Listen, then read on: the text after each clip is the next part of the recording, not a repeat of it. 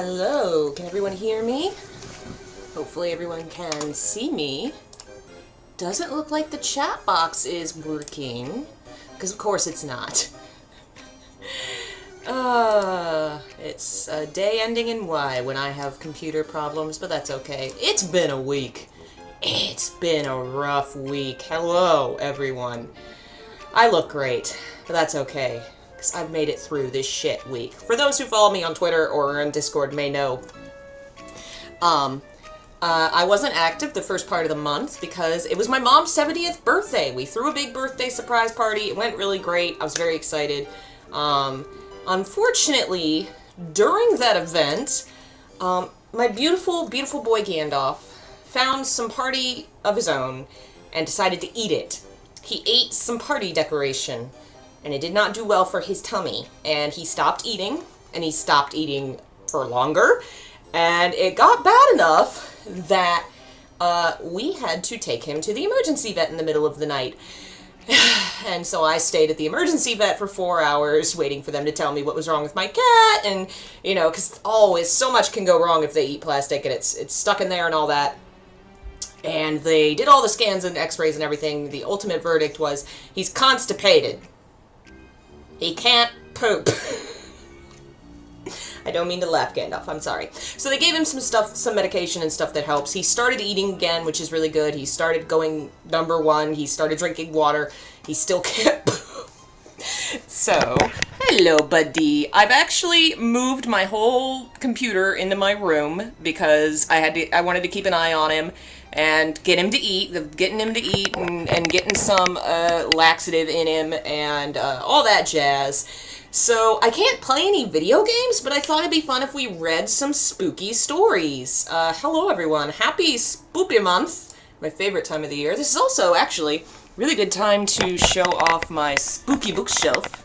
On my spooky shelves, my Junji Ito art and my Silent Hill pins and buttons, my journal, some extra stickers, and then there's my horror manga and some art, and cats, also, of course, cats. Down here are all my books, my gothic literature, my Ouija board, and my cat coffin bed, and a bunch of other horror and things.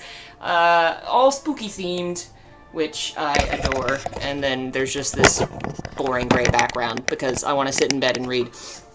Oh, I should probably... That's better. This is not an ideal streaming setup because it is not my streaming setup. It's my bedroom because Gandalf can't poop. Poor baby. I would pick him up, but I don't want to hurt him. I don't know if he's in, you know, I think he's happy right here where he is. I wish I could set up the camera where we could see little buddy, but he's here with us. He's listening to stories. He's feeling much better. He's been so affectionate and so active. Like, he's very much his normal self. He's better. He's just not quite there yet. So let's read some spooky stories and scare him into pooping. The music, let me know if it's too loud or if it's too quiet, is all just Nintendo spooky theme music. So we have 3 collections I thought we'd take a look at. These are just general, wide collections of horror stories from mostly, like, Europe, probably. Vampire Archives, which is obviously all going to be vampire themed. You got your big ones, your classics like Carmilla, and some of Dracula, I think, and Vampire, and then some of the less known ones are in here. Same company did Zombies, which is a wide collection of things. Some of it's got, I think, like the first modern zombie story that kind of started the trend. What's it called? Yeah, Dead Men Working in the Cane Fields was kind of the first modern zombie story that everything else kind of came from. That might be fun to read. And then we have Penny Dreadfuls, which are, you know, way back in the day when you lived in, I guess, England, I think was Penny Dreadfuls. You could spend a penny and just get a short story, and it was like, you know, woo, spookies. Back when you wanted to entertain yourself, you'd get a cheap penny book, and it would have spooky stories in it. I've read most of them, and some of them are just hilarious. Some of them are spooky. By our modern standards, not that spooky. But I think we'll start with them, since they are pretty entertaining. And then we can jump around and take requests. from folks. Let's see here. Let's go for stuff that people haven't heard of as much. E.T.A. Hoffmann is a lesser-known author of the Gothic and Supernatural, and one of their stories is in here. I don't remember if it was good or not, so that's too bright. Again, sorry that the setup is so shit. Hopefully tonight, tomorrow, Gandalf will finally get better, and we will be able to move back to my normal setup. Alright. Yeah, I think I vaguely remember this story. So this is E.T.A. Hoffmann's Aurelia, or The Tale of a Ghoul. I'm going to set the mic up here. Let me know if any sound issues occur. Count Hippolytus had just returned from a long time spent in traveling to take possession of the rich inheritance which his father, recently dead, had left to him. The ancestral home was situated in the most beautiful and charming country imaginable, and the income from the property was amply sufficient to defray the cost of most extensive improvements. Whatever in the way of architecture and landscape gardening had struck the Count during his travels, particularly in England, as specially delightful and opposite, he was going to reproduce in his own domains. Architects, landscape gardeners, and labourers of all sorts arrived on the scene as they were wanted, and there commenced at once a complete reconstruction of the place, whilst an extensive park was laid out on the grandest scale, which involved the including within its boundaries of the church, the parsonage, and the burial ground. All those improvements the Count, who possessed the necessary knowledge, superintended himself, devoting himself to this occupation body and soul, so that a year slipped away without its ever having occurred to him to take an old uncle's advice and let the light of his countenance shine in the residence before the eyes of the young ladies, so that the most beautiful, the best, and most nobly born among them might fall to his share as a wife. One morning, as he was sitting at his drawing table, sketching the ground plan of a new building, a certain elderly baroness, distantly related to his father, was announced as having come to call. When Hippolytus heard her name, he remembered his father had always spoken of her with the greatest indignation, nay, with absolute abhorrence, and had often warned people who were going to approach her to keep aloof, without explaining what the danger connected with her was. If he was questioned more closely, he said there were certain matters as to which it was better to keep silence. Thus much was certain, that there were rumors current in the residence of some most remarkable and unprecedented criminal trial in which the Baroness had been involved, which had led to her separation from her husband, driven from her home, which was at some considerable distance, and for the suppression of the consequences of which she was indebted to the prince's forbearance. Hippolytus felt a very painful and disagreeable impression at the coming of a person whom his father had so detested, although the reasons for the detestation were not known to him. But the laws of hospitality, more binding in the country than in town, obliged him to receive the visit. Never had anyone, without being at all ill-favoured in the usual acceptance of the term, made by her exterior such a disagreeable impression upon the Count, as did the Baroness. When she came in, she looked him through and through with a glance of fire, and then she cast her eyes down and apologized for coming in terms which were almost over-humble. She expressed her sorrow that his father, influenced by prejudice against her with which her enemies had impregnated his mind, had formed a mortal hatred to her, and though she was almost starving, in the depths of her poverty he had never given her the smallest help or support. As she had now, unexpectedly as she said, come into the possession of a small sum of money, she had found it possible to leave the residence and go to a small country town a short distance off. However, as she was engaged in the journey, she had not found it possible to resist the desire to see the son of the man whom, notwithstanding his irreconcilable hatred, she had never ceased to regard with feelings of the highest esteem. So that's wild. I love the premise of this story. There's two. One, you ever get so busy with architecture that you just forget to have a wife? You know how you get. You're planning buildings and fences and curves, and you just forget that you should get married someday. That's tradition in this part of the world. Architecture just too important. And then this lady, her whole premise being, I was going to move down the street, and I just had the greatest urge to meet the son of the guy who hated my guts. I just felt like I should know him. How is that not suspicious? The tone in which all this was spoken had the moving accents of sincerity, and the Count was all the more affected by it, that, having turned his eyes away from her repulsive face, he had fixed them upon a marvellously charming and beautiful creature who was with her. Oh. The Baroness finished her speech. The Count did not seem to be aware she had done so. He remained silent. She begged him to pardon, and attribute to her embarrassment at being where she was, her having neglected to explain that her companion was her daughter Aurelia. On this the Count found words, and blushing up to the eyes, implored the Baroness, with the agitation of a young man overpowered by love, to let him atone in some degree for his father's shortcomings, the result of misunderstandings, and to favor him by paying him a long visit. In warmly enforcing this request, he took her hand. But the words and the breath died away on his lips, and his blood ran cold, for he felt his hand grasped as if in a vice by fingers cold and stiff as death, and the tall, bony form of the Baroness, who was staring at him with eyes evidently deprived of the faculty of sight, seemed to him in its gay, many-tinted attire like some bedizened corpse. Well, that's lovely. You'll notice we are now, like, a page in, and we're about to get our first line of actual dialogue that's spoken aloud and not just described to us. "Oh, good heavens, how unfortunate just at this moment," Aurelia cried out, and went on to lament in a gentle, heart-penetrating voice. Her mother was now and then suddenly seized by a tetanic spasm, but that it generally passed off very quickly without its being necessary to take any measures regarding it.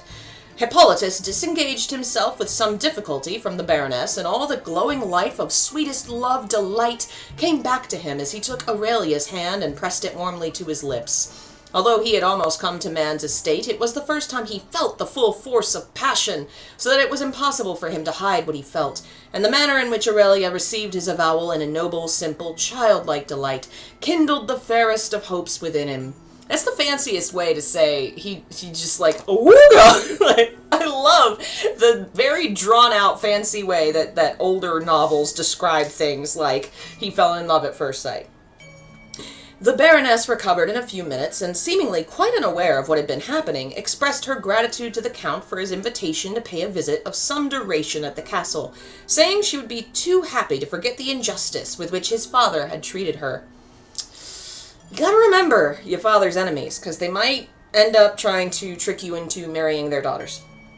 Thus the Count's household arrangements and domestic position were completely changed, and he could not but believe that some special favor of fortune had brought to him the only woman in all the world who, as a warmly beloved and deeply adored wife, was capable of bestowing upon him the highest conceivable happiness. The Baroness's manner of conduct underwent little alteration. She continued to be silent, grave, much wrapped up in herself, and when opportunity offered, evinced a gentle disposition and a heart disposed towards any innocent enjoyment.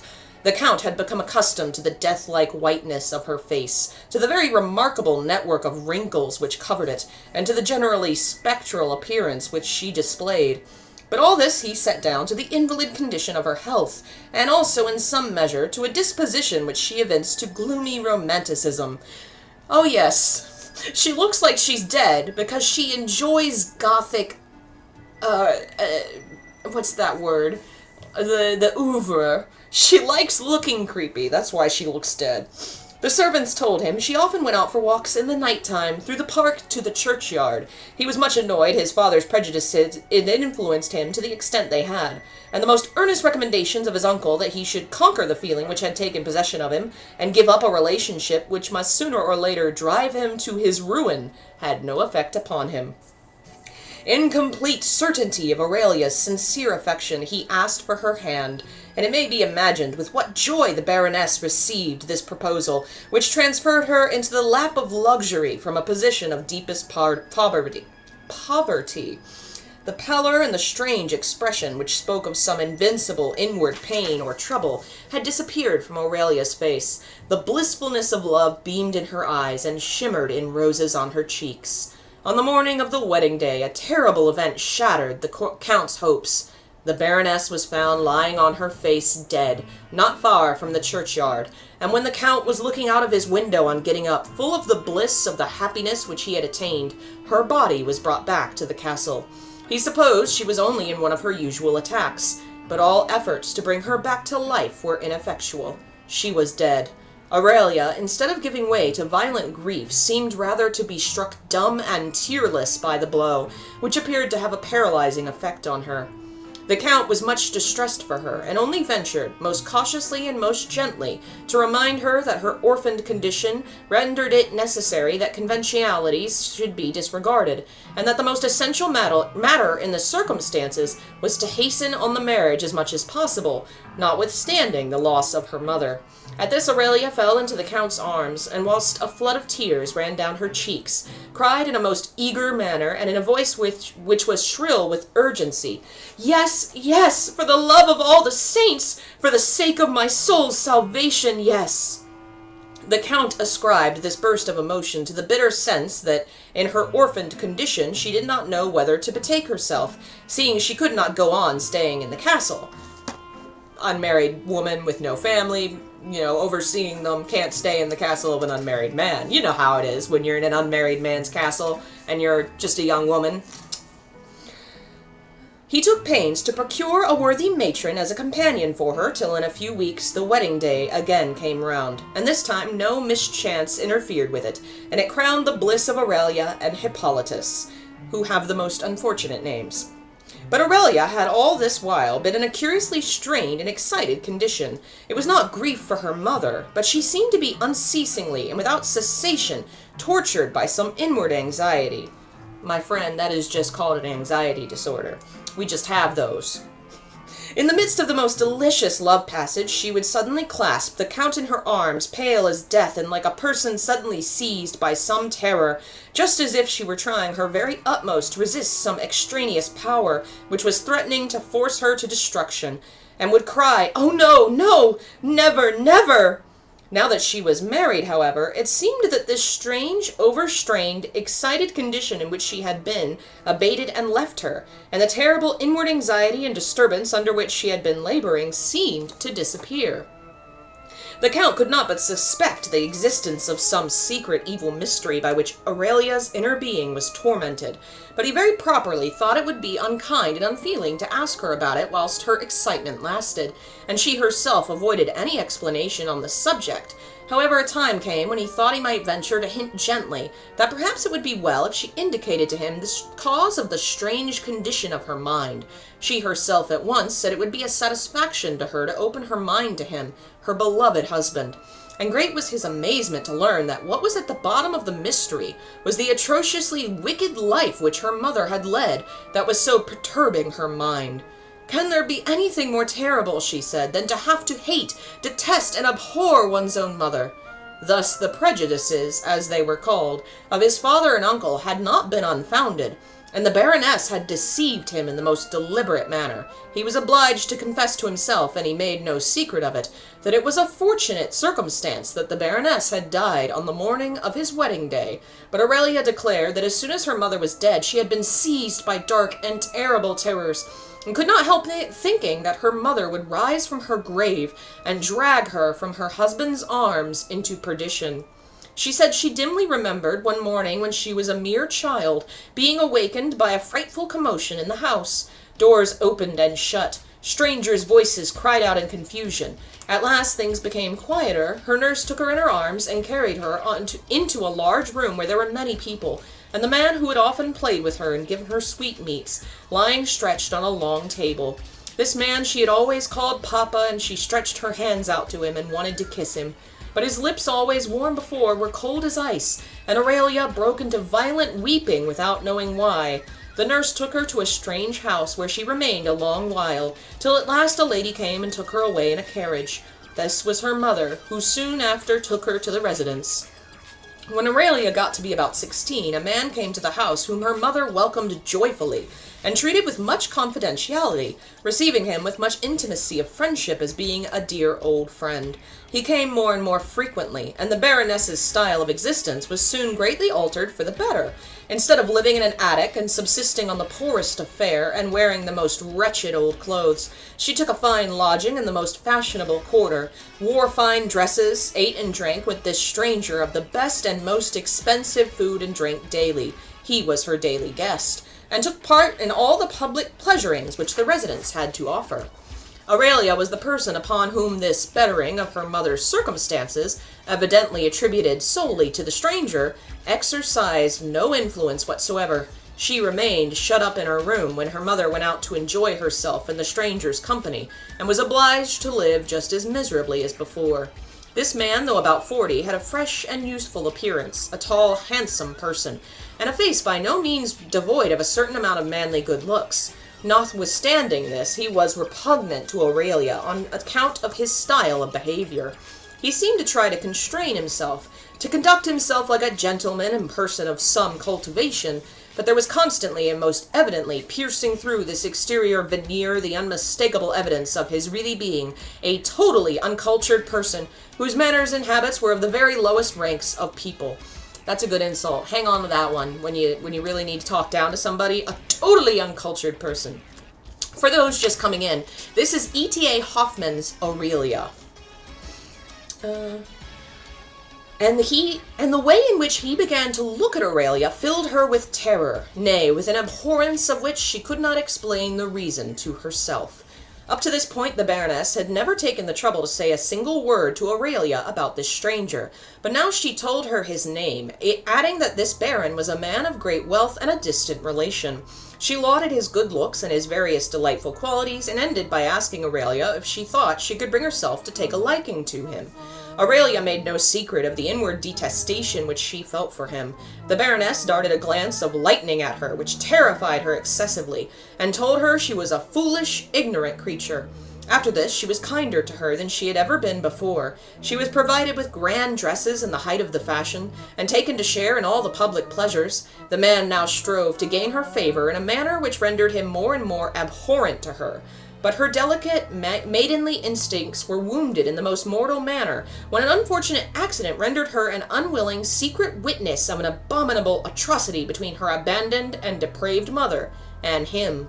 When, a few days after this man, after having taken a good deal of wine, clasped Aurelia in his arms in a way which left no doubts as to his intentions, her desperation gave her strength, and she pushed him from her so that he fell down on his back. She rushed away and bolted herself in her own room. The Baroness told her, calmly and deliberately, that as much as the Baron paid all the household expenses, and she had not the slightest intention of going back to the old poverty of their previous life, this was a case in which any absurd coyness would be both ludicrous and inconvenient, and that she would really have to make up her mind to comply with the Baron's wishes, because if not, he had threatened to part company at once.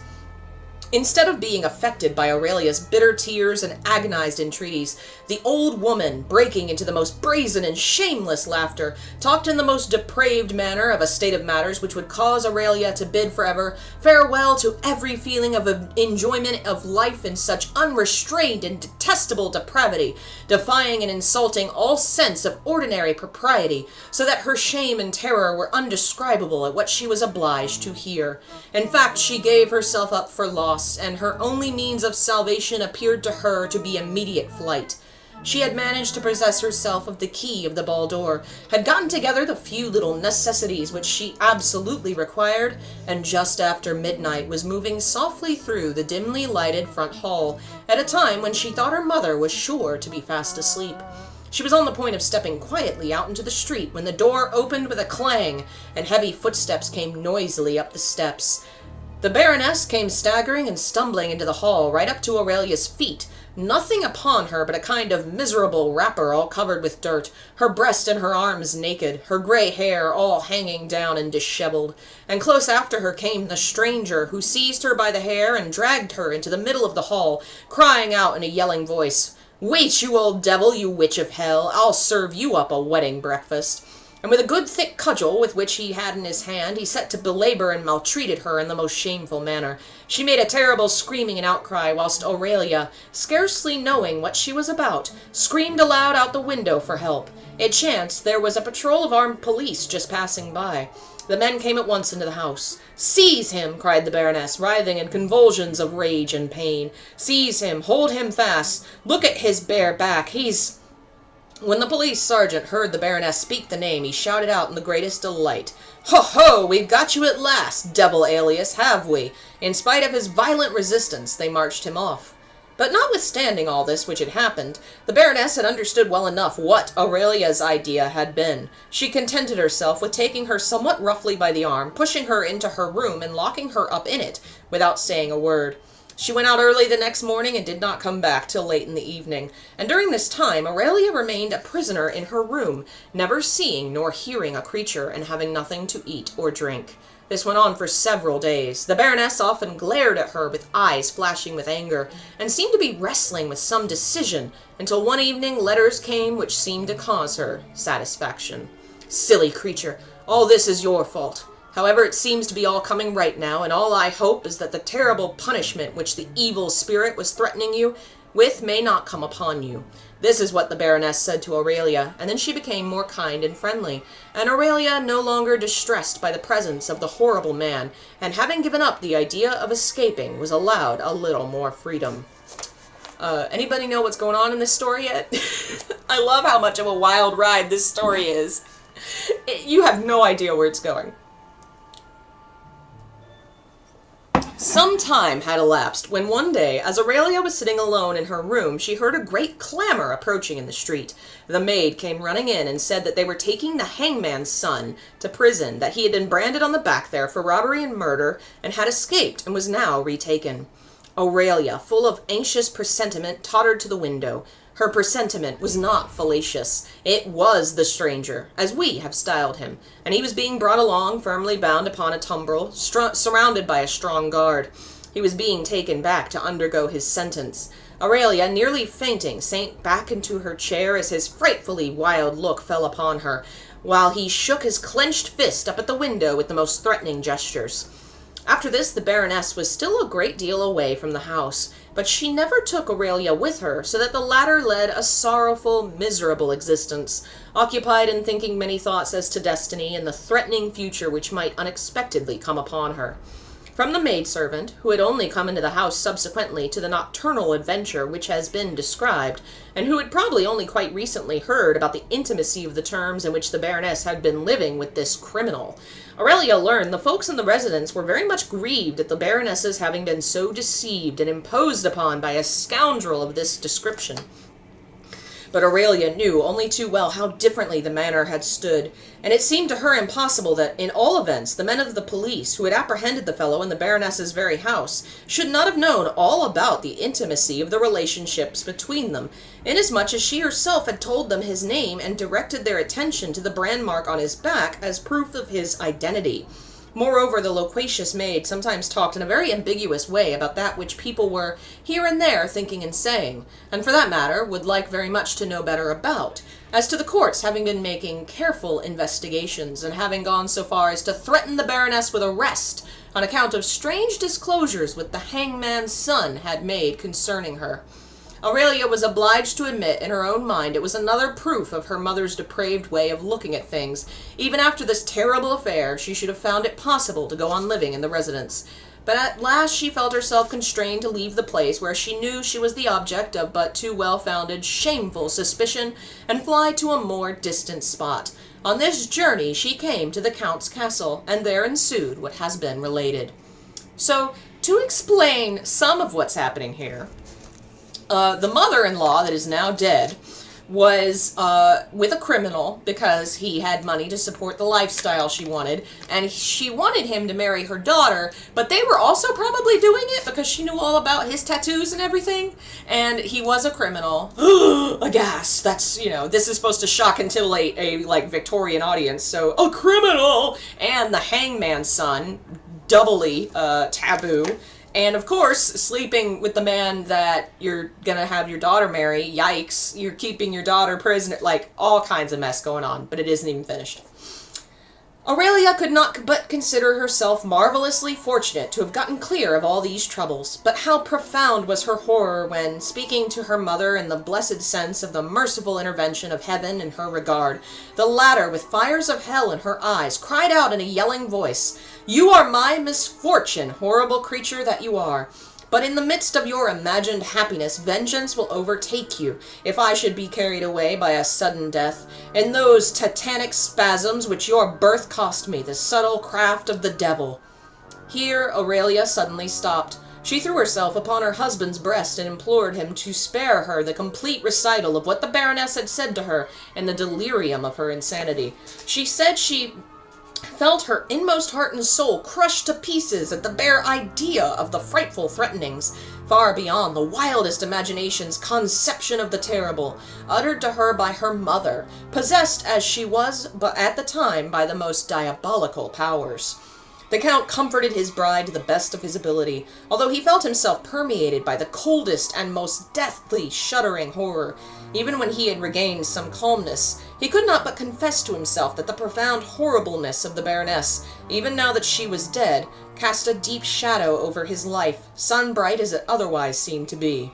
In a very short time Aurelia began to alter very perceptibly, whilst the deathly paleness of her face and the fatigued appearance of her eyes seemed to point to some bodily ailment. Her mental state, confused, variable, restless, as if she were constantly frightened at something, led to the conclusion there was some fresh mystery perturbing her system. She shunned her husband. She shut herself up in her room, sought the most solitary walks in the park, and when she then allowed herself to be seen, her eyes, red with weeping, her contorted features, gave unmistakable evidence of some terrible suffering she had been undergoing. It was in vain that the Count took every possible pain to discover the cause of this condition of hers, and the only thing which had any effect in bringing him out of the hopeless state into which these remarkable symptoms of his wife had plunged him was the deliberate opinion of a celebrated doctor that this strangely excited condition of the Countess was nothing other than the natural result of a bodily state which had indicated the happy result of a fortunate marriage. This doctor, on one occasion, when he was at the table with the Count and Countess, permitted himself sundry allusions to this presumed state of what the German nation calls good hope. The Countess seemed to listen to all this with indifference for some time, but suddenly her attention became vividly awakened when the doctor spoke of the wonderful longings with which women in that condition become possessed by, and which they cannot resist without the most injurious effects supervening upon their own health, and even upon that of the child. The Countess overwhelmed the doctor with questions, and the latter did not weary of quoting the strangest and most entertaining cases of this description from his own practice and experience. Moreover, he said, there are cases on record in which women have been led by these strange, abnormal longings to commit most terrible crimes. There was a certain blacksmith wife who had such an irresistible longing for her husband's flesh, that one night when he came home the worse for liquor, she set upon him with a large knife and cut him so frightfully he died in a few hours' time. Scarcely had the doctor said these words when the Countess fell back in her chair fainting, and was with much difficulty recovered from the succession of hysterical attacks which supervened. Is it really a Victorian story if someone doesn't faint? Someone has to faint, right? The doctor then saw he'd acted very thoughtlessly in alluding to such a frightful occurrence in the presence of a lady whose nervous system was in such a delicate condition. However, this crisis seemed to have a beneficial effect upon her, for she became calmer, although soon afterwards there came upon her a very remarkable condition of rigidity, as of benumbedness. There was a darksome fire in her eyes, and her death-like pallor increased to such an extent that the Count was driven into new and most tormenting doubts as to her condition. The most inexplicable thing was she never took the smallest morsel of anything to eat, evincing the utmost repugnance at the sight of all food, particularly meat. This repugnance was so invincible she was constantly obliged to get up and leave the table, with the most marked indications of loathing. The doctor's skill was in vain, and the Count's most urgent and affectionate entreaties were powerless to induce her to take even a single drop of medicine of any kind. And inasmuch as weeks, nay months, had passed without her having taken so much as a morsel of food, and it had become an unfathomable mystery how she managed to keep alive, the doctor came to the conclusion there was something in the case which lay beyond the domain of ordinary human science. He made some pretext for leaving the castle, but the Count saw clearly enough the doctor, whose skillfulness was well approved, and who had a high reputation to maintain, felt the Countess's condition was too unintelligible, and in fact too strangely mysterious for him to stay on there, witness of an illness impossible to be understood, as to which he felt he had no power to render assistance. It may be readily imagined into what a state of mind all this put the Count, but there was more to come. Just at this juncture, an old privileged servant took an opportunity, when he found the Count alone, of telling him that the Countess went out every night and did not come home till daybreak. The Count's blood ran cold. It struck him as a matter which he had not quite realized before, that for a short time back there had fallen upon him regularly about midnight a curiously unnatural sleepiness, which he now believed to be caused by some narcotic administered to him by the Countess, to enable her to get away unobserved. The darkest suspicions and forebodings came into his mind. He thought of the diabolical mother, and that perhaps her instincts had begun to wake in her daughter. He thought of some possibility of a conjugal infidelity. He remembered the terrible hangman's son. It was so ordained that the very next night was to explain the terrible mystery to him, that which alone could be the key to the Countess's strange condition. She herself used every evening to make the tea which the Count always took before going to bed. This evening he did not take a drop of it, and when he went to bed he had not the slightest symptom of the sleepiness which generally came upon him as it got toward midnight. However, he lay back on his pillows and had all the appearance of being fast asleep as usual. And then the Countess rose up very quietly, with the utmost precautions, came up to his bedside, held a lamp to his eyes, and then, convinced he was sound asleep, went softly out of the room.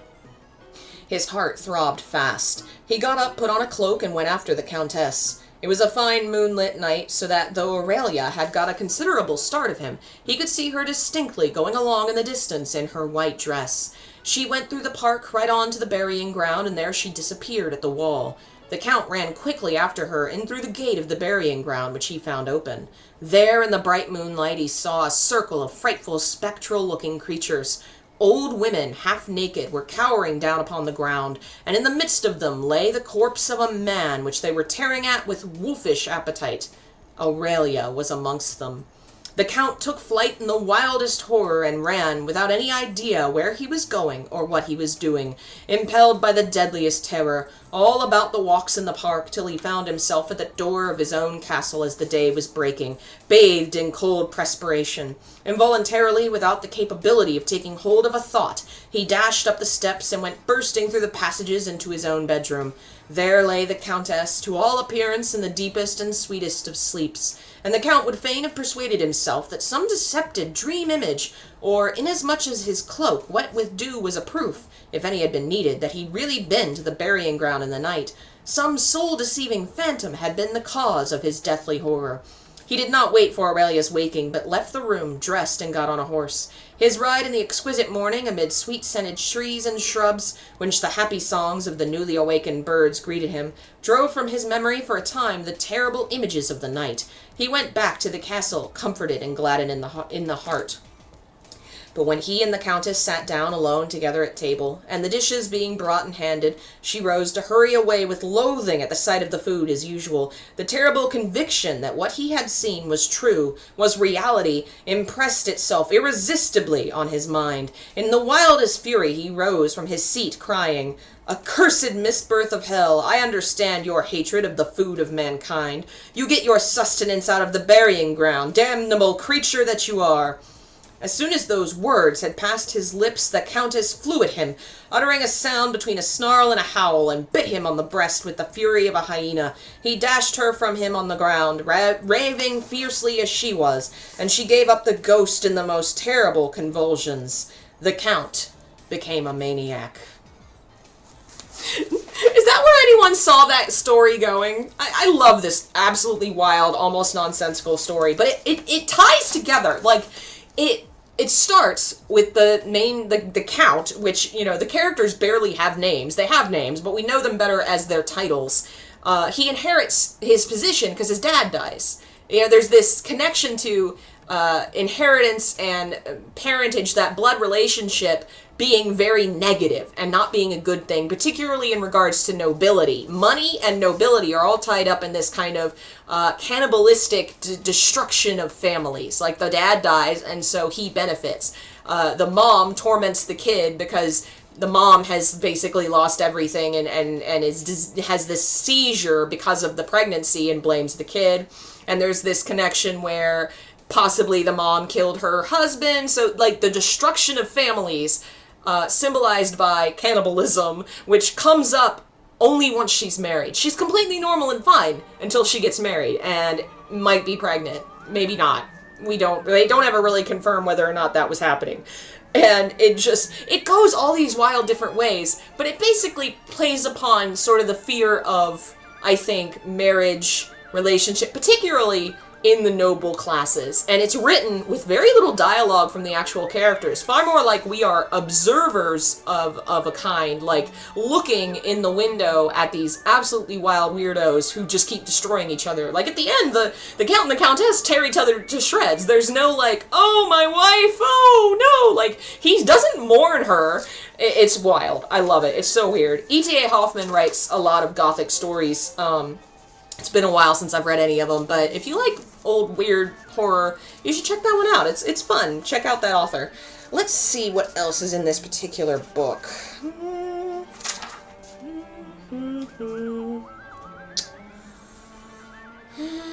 Sweeney Todd's in here, but that's far too long to read. Let's check out the vampire book. I've read all the ones in the vampire books. Let's see which one we want to read. We've got Pre-Dracula, Graveyards, Castles, and Churches, Love Stories, Hard Times, Classic Tales. What's in the Classic Tales? Algernon Blackwood. That's a very famous name. Let's check that one out. 428. I believe Blackwood was also a horror author at that time. 428. It actually, I think this book has descriptions of the authors, which the other one doesn't. Algernon Blackwood was born in southeast London and was educated at Wellington College and a bunch of places. He studied Oriental religions and the occult and joined several occult societies. 1869 to 1951. He moved to Canada and worked on a farm. He worked in New York. He was a prolific author of supernatural short stories, producing more than a dozen collections and 16 novels. He's best known for his stories about a psychic detective. These tales originally were submitted to his publisher as essays recounting his own true life experiences, but was persuaded to turn them into fictional works. Fascinating. This story is The Transfer, published in 1912. Get my water. The child began to cry in the early afternoon, about 3 o'clock to be exact. I remember the hour because I had been listening with secret relief to the sound of the departing carriage. Those wheels fading into the distance down the gravel drive with Mrs. Friend and her daughter Gladys, to whom I was governess, meant for me some hours' welcome rest, and the June day was oppressively hot. Moreover, there was this excitement in the little country household that had told upon us all, but especially upon myself. This excitement, running delicately behind all the events of the morning, was due to some mystery, and the mystery was of course kept concealed from the governess. I had exhausted myself with guessing and keeping on the watch, for some deep and unexplained anxiety possessed me, so that I kept thinking of my sister's dictum that I really was much too sensitive to make a good governess, and that I should have done far better as a professional clairvoyant. Mr. Frayne, Sr., Uncle Frank, was expected for an unusual visit from town about tea-time. That I knew. I also knew his visit was somehow concerned with the future welfare of little Jamie, Gladys's 7-year-old brother. More than this, indeed, I never knew, and this missing link makes my story, in a fashion, incoherent, an important bit of the strange puzzle left out. I only gathered that the visit of Uncle Frank was of a condescending nature, that Jamie was told he must be upon his very best behavior to make a good impression, and that Jamie, who had never seen his uncle, dreaded him horribly already in advance. Then, trailing thinly through the dying crunch of the carriage wheels this sultry afternoon, I heard the curious little wail of the child's crying, with the effect wholly unaccountable that every nerve in my body shot its bolt electrically, bringing me to my feet with a tingling of unequivocal alarm. Positively, the water ran into my eyes. I recalled his white distress that morning when told that Uncle Frank was motoring down for tea, and that he was to be very nice indeed to him. It had gone into me like a knife. All through the day, indeed, had run this nightmare quality of terror and vision. "The man with the enormous face?" he had asked in his little voice of awe, and then gone speechless from the room in tears that no amount of soothing management could calm. That was all I saw, and what he meant by the enormous face gave me only a sense of vague presentiment. But it came as anticlimax somehow, a sudden revelation of the mystery and excitement that pulsed beneath the quiet of this stifling summer day. I feared for him. For all that commonplace household, I loved Jamie best, though professionally I had nothing to do with him. He was a high-strung, ultra-sensitive child, and it seemed to me that no one understood him, least of all his honest, tender-hearted parents, so that his little wailing voice brought me from my bed to the window in a moment like a call for help. The haze of June lay over that big garden like a blanket. The wonderful flowers, which were Mr. Frane's delight, hung motionless. The lawn, so soft and thick, cushioned all other sounds. Only the limes and huge clumps of guelder roses hummed with bees.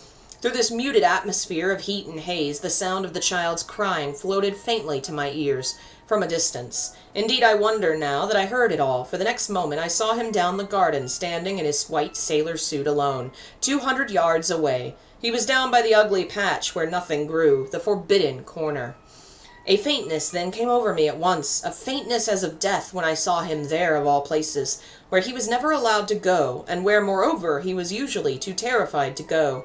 To see him standing solitarily in that singular spot, above all to hear him crying there, bereft me momentarily of the power to act. Then, before I could recover my composure sufficiently to call him in, Mr. Friend came round the corner from the lower farm with the dogs, and seeing his son, performed that office for me.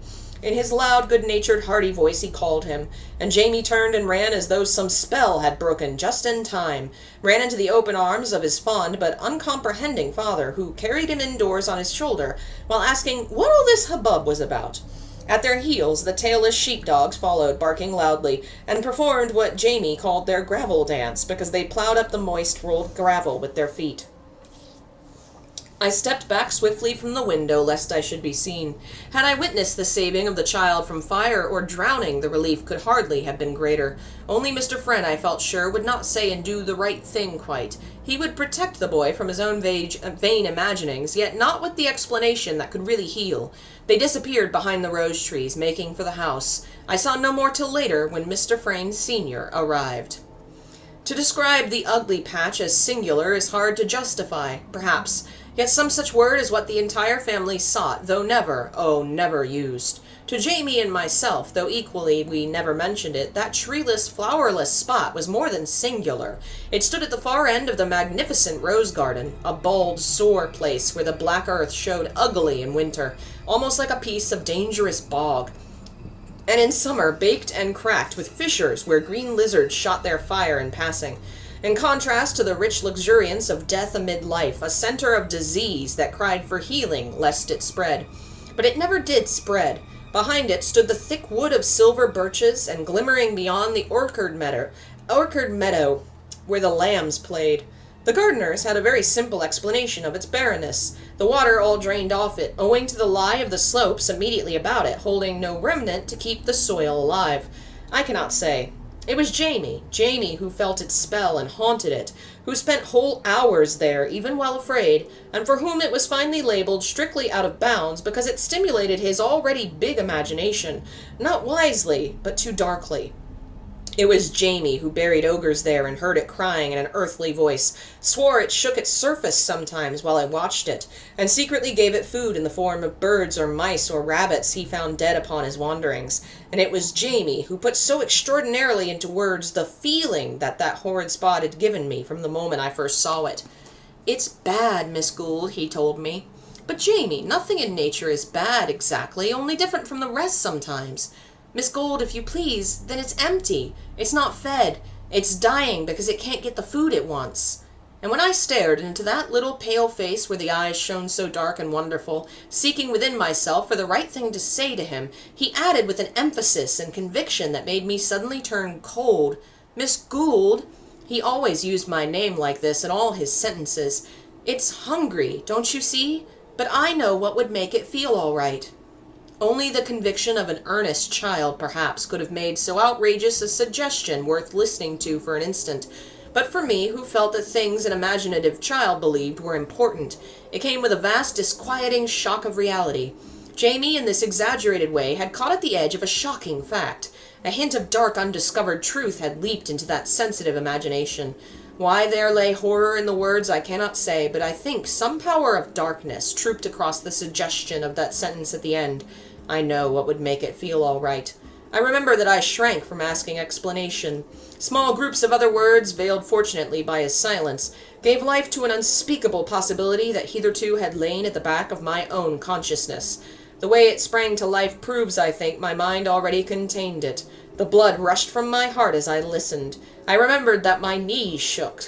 Jamie's idea had been all along, my own as well. And now, as I lay down on my bed and thought about it all, I understood why the coming of his uncle involved somehow an experience that wrapped terror at its heart, with a sense of nightmare certainty that left me too weak to resist the preposterous idea, too shocked indeed to argue or reason it away. This certainty came with its full black blast of conviction. And the only way I can put it into words, since nightmare horror really is not properly tellable at all, seems this: that there was something missing in that dying patch of garden, something lacking that it ever searched for, something once found and taken that would turn it rich and living as the rest. More, that there was some living person who could do this for it. Mr. Frayne Sr., in a word, Uncle Frank, was this person who out of his abundant life could supply the lack, unwittingly. For this connection between the dying empty patch and the person of this vigorous, wealthy, successful man had already lodged itself in my subconscious before I was aware of it. Clearly it must have lain there all along, though hidden.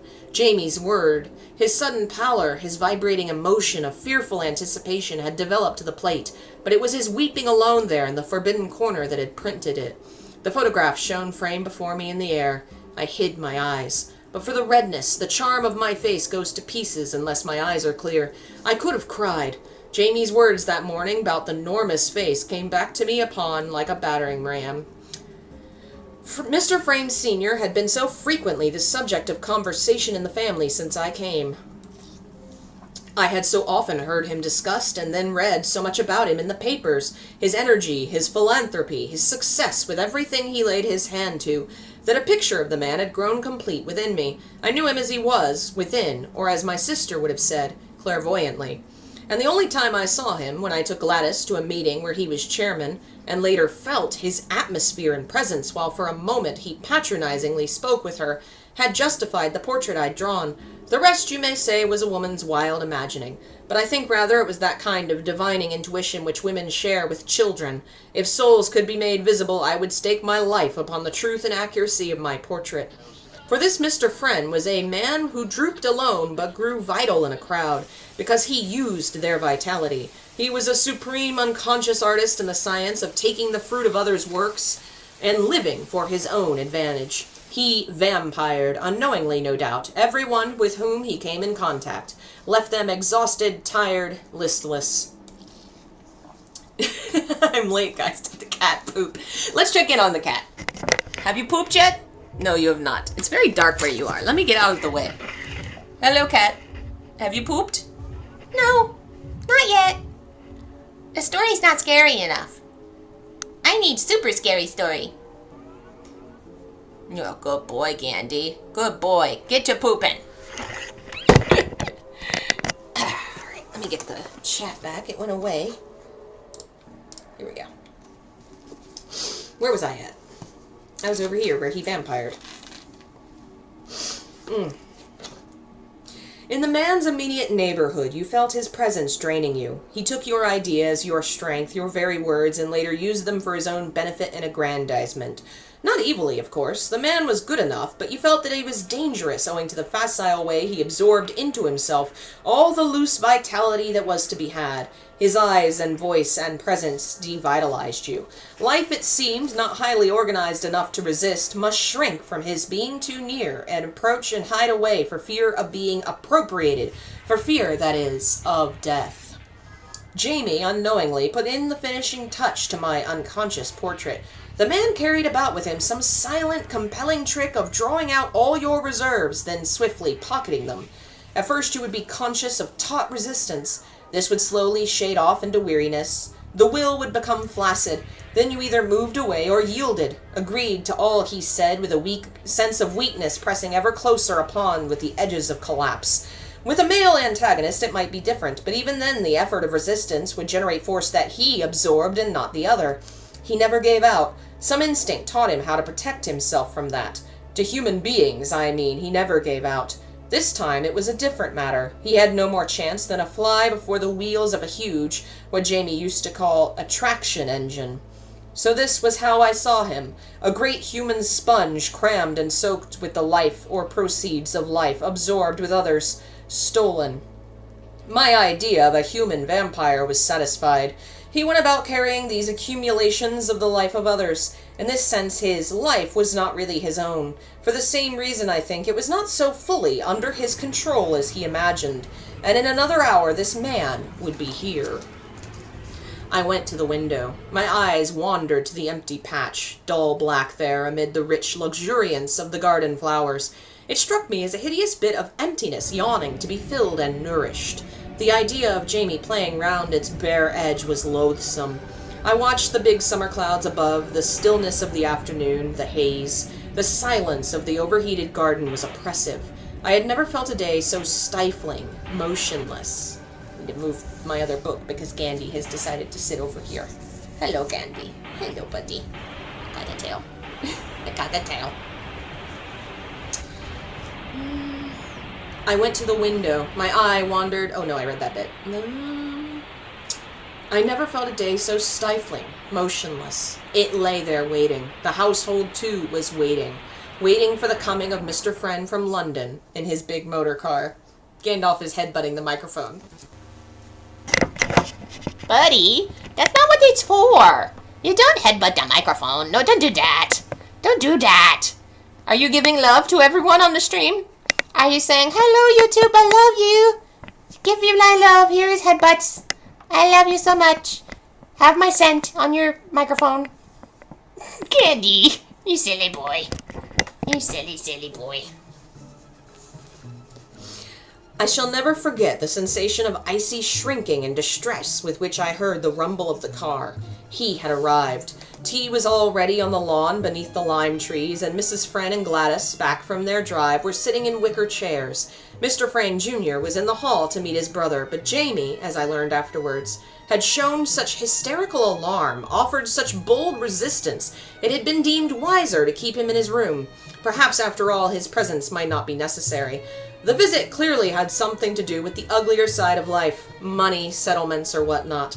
I never knew exactly, only that his parents were anxious and that Uncle Frank had to be propitiated. It does not matter. That has nothing to do with the affair. What has to do with it, or I should not be telling the story, is that Mrs. Friend sent for me to come down in my nice white dress if I didn't mind, and that I was terrified yet pleased, because it meant that a pretty face would be considered a welcome addition to the visitor's landscape. Also, most odd it was, I felt my presence was somehow inevitable, that in some way it was intended that I should witness what I did witness. And in the instant I came upon the lawn, I hesitate to set it down, it seems so foolish, disconnected. I could have sworn, as my eyes met his, that a kind of sudden darkness came, taking the summer brilliance out of everything, and that it was caused by troops of small black horses that raced about us from his person to attack. After a first momentary approving glance, he took no further notice of me. The tea and talk went smoothly. I helped to pass the plates and cups, filling in pauses with little under-talk to Gladys.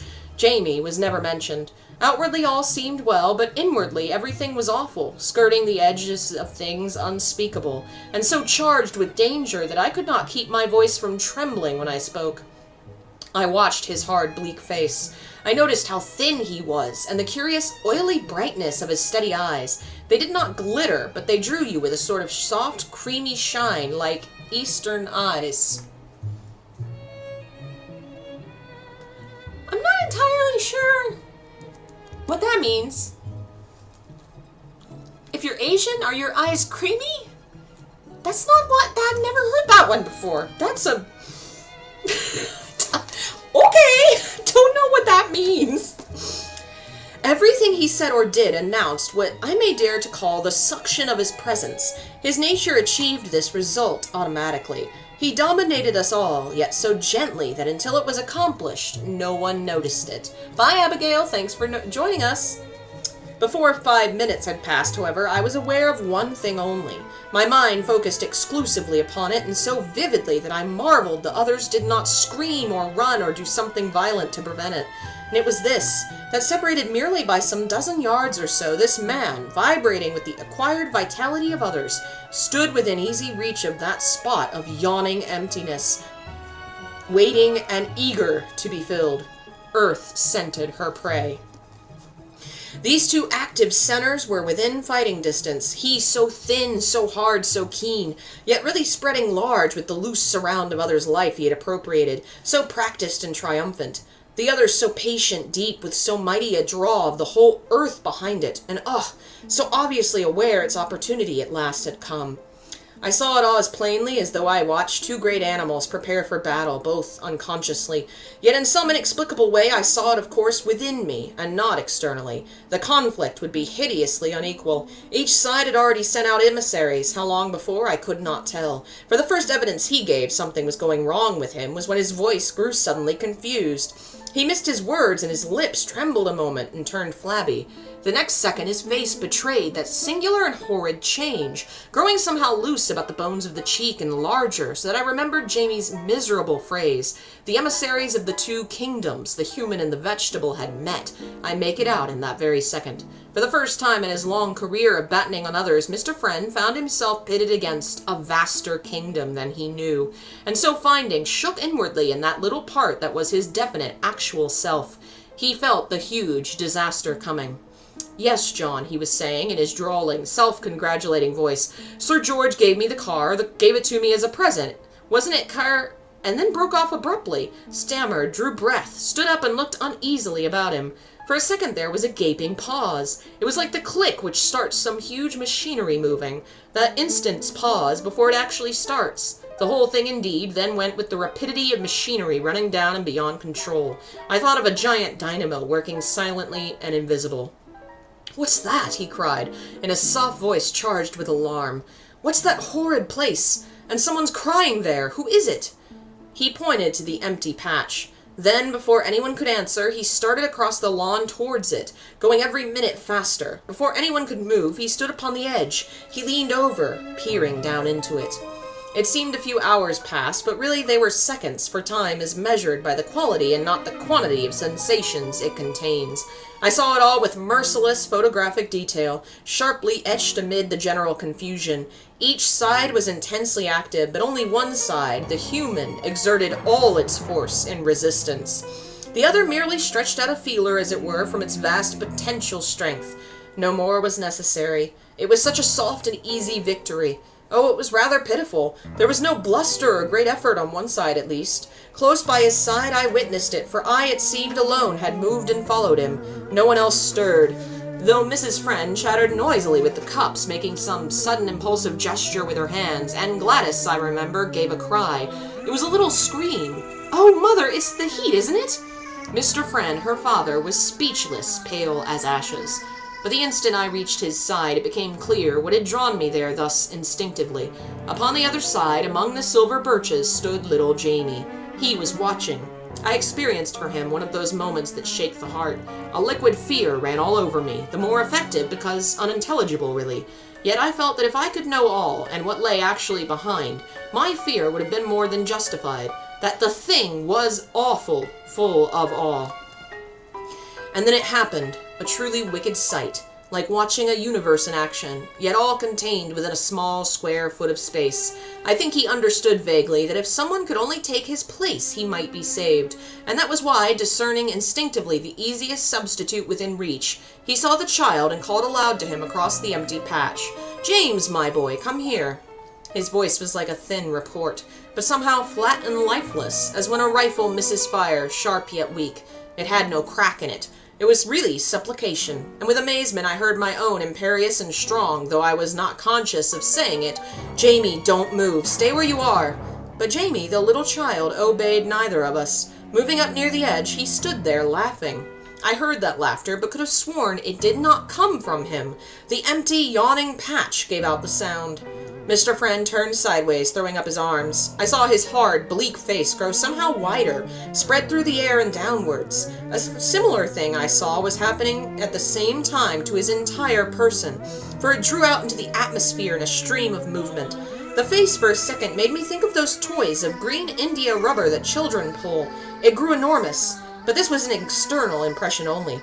What actually happened, I clearly understood, was that all this vitality and life he had transferred from others to himself for years was now in turn being taken from him and transferred elsewhere.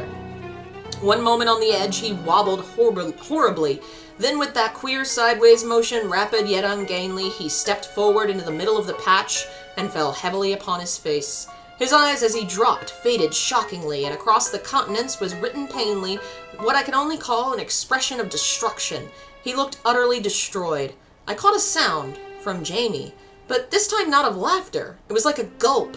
It was deep and muffled, and it dipped away into the earth. Again I thought of a troop of small black horses galloping away down a subterranean passage beneath my feet, plunging into the depths, their tramping growing fainter and fainter into buried distance. In my nostrils was a pungent smell of earth.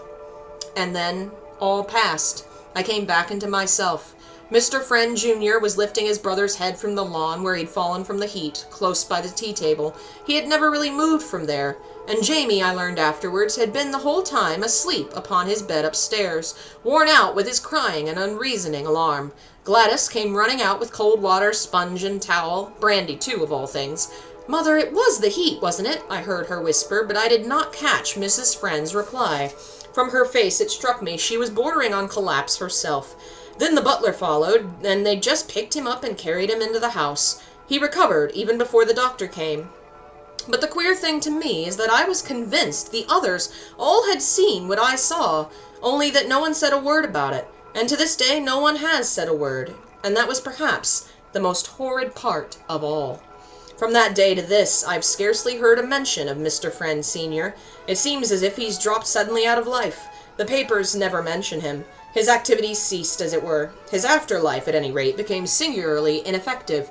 Certainly he achieved nothing worth public mention, but it may be only that having left the employ of Mrs. Friend, there was no particular occasion for me to hear anything. The afterlife of that empty patch of garden, however, was quite otherwise. Nothing, so far as I know, was done to it by gardeners, or in the way of draining it or bringing in new earth, but even before I left the following summer it had changed. It lay untouched, full of great, luscious, driving weeds and creepers, very strong, full of fled, and bursting thick with life. I love it. Very, very fascinating story. What a strange vampire story for the antagonist to be so inhuman as to not even have an identity. It's just earth. And the different symbols of the man that takes and absorbs these powers, a literal human man, and then the earth that is described as a yawning void, typically very associated with femininity, and this kind of the female viewer watching the feminine absorb the masculine. Like, there's definitely some explanation. You could take a whole feminist wheel with it that way. And then also just like the entrepreneurial businessman, and then the earth, the garden, the thriving nature life taking back what it owes. And the guy doesn't die. He just loses his public power.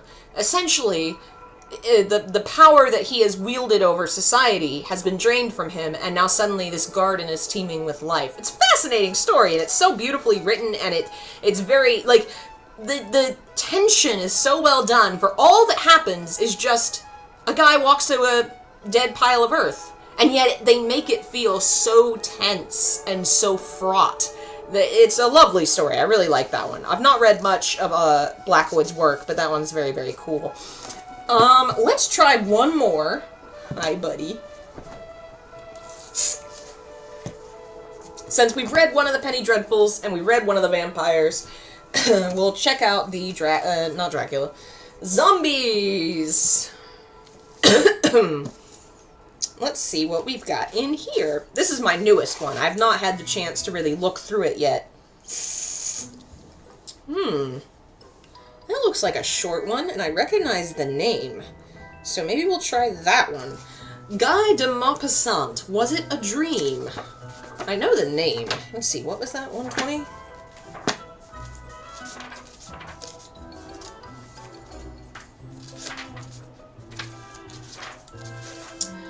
Guy de Maupassant, 1850 to 1893, was born in France to an old distinguished family, and he served in the war and began to write poetry and short stories, and eventually it was collected, and he became a writer. He wrote more than 300 short stories, 6 novels, 3 travel books, poetry, several plays, and more than 300 magazine articles. Wow, that's fascinating. Oh man, that's sad. He apparently died a lunatic. He was in an asylum. That's very sad. Alright. Was it a dream? I had loved her madly. Why does one love? Why does one love? How queer it is to see only one being in the world, to have only one thought in one's mind, only one desire in the heart, and only one name on the lips. A name which comes up continually, which rises like the water in a spring from the depths of the soul, which rises to the lips, and which one repeats over and over again, which one whispers ceaselessly everywhere like a prayer. I am going to tell you our story, for love only has one, which is always the same. I met her and loved her, that is all. And for a whole year I have lived on her tenderness, on her caresses, in her arms, in her dresses, on her words so completely wrapped up, bound, imprisoned in everything which came from her, that I no longer knew whether it was day or night, if I was dead or alive, on this old earth of ours or elsewhere. And then she died. How? I do not know. I no longer know. But one evening she came home wet, for it was raining heavily, and the next day she coughed, and she coughed for about a week, and took to her bed. What happened I do not remember now, but doctors came, wrote, and went away. Medicines were brought, and some women made her drink them. Her hands were hot, her forehead was burning, and her eyes bright and sad. When I spoke to her she answered me, but I do not remember what we said. I have forgotten everything, everything, everything. She died, and I very well remember her slight, feeble sigh. The nurse said, "Ah," and I understood. I knew nothing more, nothing. I saw a priest who said, "Your mistress?" and it seemed to me as if he were insulting her. As she was dead, nobody had the right to know that any longer, and I turned him out. Another came who was very kind and tender, and I shed tears when he spoke to me about her. They consulted me about the funeral, but I do not remember anything they said, though I recollected the coffin and the sound of the hammer when they nailed her down in it. Oh, God, God. She was buried, she in that hole. Some people came, female friends. I made my escape and ran away. I ran, and then I walked through the streets and went home, and the next day I started on a journey. Yesterday I returned to Paris, and when I saw my room again, our bed, our furniture, everything that remains of the life of a human being after death, I was seized by such a violent attack of fresh grief that I was very near opening the window and throwing myself out into the street. As I could not remain any longer among these things, between these walls which had enclosed and sheltered her, which had retained 1,000 atoms of her skin and of her breath in their imperceptible crevices, I took up my hat to make my escape, and just as I reached the door I passed the large glass in the hall, which she had put there so that she might be able to look at herself every day from head to foot as she went out, to see if her toilet looked well and was correct and pretty from her little boots to her bonnet. And I stopped short in front of that looking-glass in which she had so often been reflected, so often that it also must have retained her reflection. I was standing there trembling with my eyes fixed on the glass, on that flat, profound, empty glass which had contained her entirely, and had possessed her as much as I had, as my passionate looks had. I felt as if I loved that glass. I touched it. It was cold. Oh, the recollection! Sorrowful mirror, burning mirror, horrible mirror, which makes us suffer such torments. Happy are the men whose hearts forget everything that it has contained, everything that has passed before it, everything that has looked at itself in it, that has been reflected in its affection and its love. How I suffer! I went on without knowing it, without wishing it. I went towards the cemetery. I found her simple grave, a white marble cross with these few words: "She loved, was loved, and died." She is there below, decayed. How horrible! I sobbed with my forehead on the ground, and I stopped there for a long time, Then I saw that it was getting dark, and a strange, a mad wish, the wish of a despairing lover, seized me.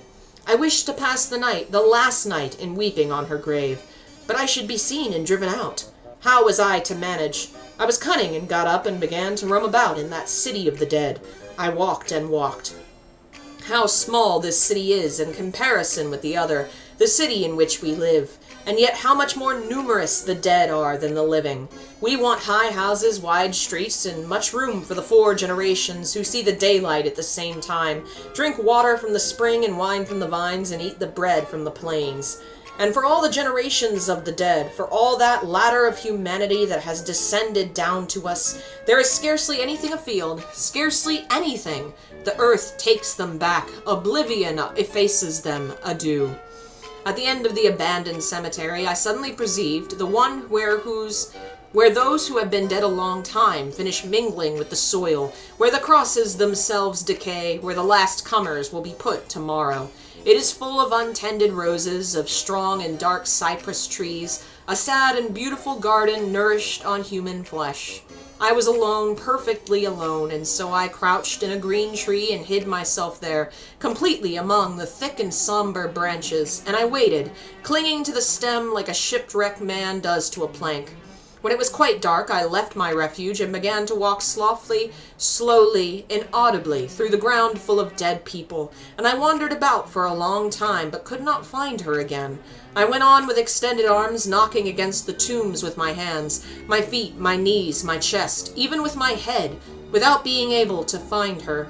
I touched and felt about like a blind man groping his way. I felt the stones, the crosses, the iron railings, the metal wreaths, and the wreaths of faded flowers. I read the names with my fingers by passing them over the letters. What a night! What a night! I could not find her again. There was no moon. What a night! I am frightened, horribly frightened in these narrow paths between 2 rows of graves. Graves, graves, graves! Nothing but graves. On my right, on my left, in front of me, around me, everywhere there were graves. I sat down on one of them, for I could not walk any longer, my knees were so weak. I could hear my heartbeat, and I could hear something else as well. What? A confused, nameless noise. Was the noise in my head in the impenetrable night, or beneath the mysterious earth, the earth sown with human corpses? I looked all around me, but I cannot say how long I remained there. I was paralyzed with terror, drunk with fright, ready to shout out, ready to die. Suddenly it seemed to me as if the slab of marble on which I was sitting was moving. Certainly it was moving as if it were being raised. With a bound I sprang onto the neighboring tomb, and I saw, yes, I distinctly saw the stone I had just quitted rise upright, and the dead person appeared, a naked skeleton, which was pushing the stone back with its bent back. I saw it quite clearly, although the night was so dark. On the cross I could read, "Here lies Jacques Solivan, who died at the age of 51. He loved his family, was kind and honorable, and died in the grace of the Lord." The dead man also read what was inscribed upon his tombstone. Then he picked up a stone off the path, a little pointed stone, and began to scrape the letters carefully. He slowly effaced them all together, and with the hollows of his eyes he looked at the places where they had been engraved, and with the tip of the bone that had been his forefinger, he wrote in luminous letters like those lines which one traces on the walls with the tip of a lucifer match. "Here reposes Jacques Solivan, who died at the age of 51. He hastened his father's death by his unkindness. As he wished to inherit his fortune, he tortured his wife, tormented his children, and deceived his neighbors, robbed everyone he could, and died wretched." When he'd finished writing, the dead man stood motionless, looking at his work, and on turning round I saw that all the graves were open, that all the dead bodies had emerged from them, and that all had effaced the lies inscribed on the gravestones by their relations, and had substituted the truth instead. And I saw that all had been tormentors of their neighbors, malicious, dishonest, hypocrites, liars, rogues, calumniators, envious, that they had stolen, deceived, performed every disgraceful, every abominable action. These good fathers, these faithful wives, these devoted sons, these chaste and chaste daughters, these honest tradesmen, these men and women who were called irreproachable, and they were called irreproachable, and they were all riding at the same time on the threshold of their eternal abode, the truth, the terrible and holy truth which everybody is ignorant of, or pretends to be ignorant of, while the others are alive. I thought that she must have also written something on her tombstone, and now running without any fear among the half-open coffins, among the corpses and skeletons, I went towards her, sure that I should find her immediately. I recognized her at once without seeing her face, which was covered by the winding sheet, and on the marble cross where shortly before I had read, "She loved, was loved, and died," I now saw. Having gone out one day, in order to deceive her lover, she caught cold in the rain and died. It appears they found me at daybreak, lying on the grave, unconscious. I think that's an interesting twist. Like, it's such a fascinating, like, guy falling into sadness and depression because of his wife's death. Kind of the typical gothic romance of, oh, love is gone, forlorn, you know, and then it turns into, you know, people are not actually these, like, symbols of beautiful, perfect, you know, very, very suddenly at the end, because it's a very short story. I bet this is one of the ones that was published in a magazine. I don't know, it doesn't say. It very quickly kind of says, you know, the people are not the perfect people we imagine them by. It's a little harsher because, you know, given the time period, you know, probably the kind of Christian overtone of, like, we're all terrible sinners, but I like the kind of twist, especially because he still runs to see her, even though knowing it's going to reveal something terrible to him that he might have been better off not knowing. And the kind of tragic twist of, oh, that's why she died, and he's been mourning her so much, and it doesn't say why, but I imagine it was probably, you know, an affair. I think that one's interesting. I've not read much from him. That's my first story from Maupassant. But it was intriguing. I liked the language. Very, very nice. Thank you all for listening. I think 3 will do us. Hopefully tomorrow, life will be back to normal. My stream setup will be back where it was, and I will play video games with y'all. Hopefully, Gandalf will poop. Yeah, you. Will you poop, please? Yes. All pettings? Pettings, yes. Thank you, everyone, for joining us for the poop stream. Sadly, he did not poop, but we live in hope. Hopefully, tonight. Hopefully soon. Yes. Please. Gandalf the Grey, please poop. That's a fun sentence to say, isn't it? Thank you guys for listening, and I'll stream something soon. Something horror. Something spooky. The scariest thing right now is a cat that won't poop. Yeah, you. You. Yes, you. Thank you guys. I'll see you next time. Bye.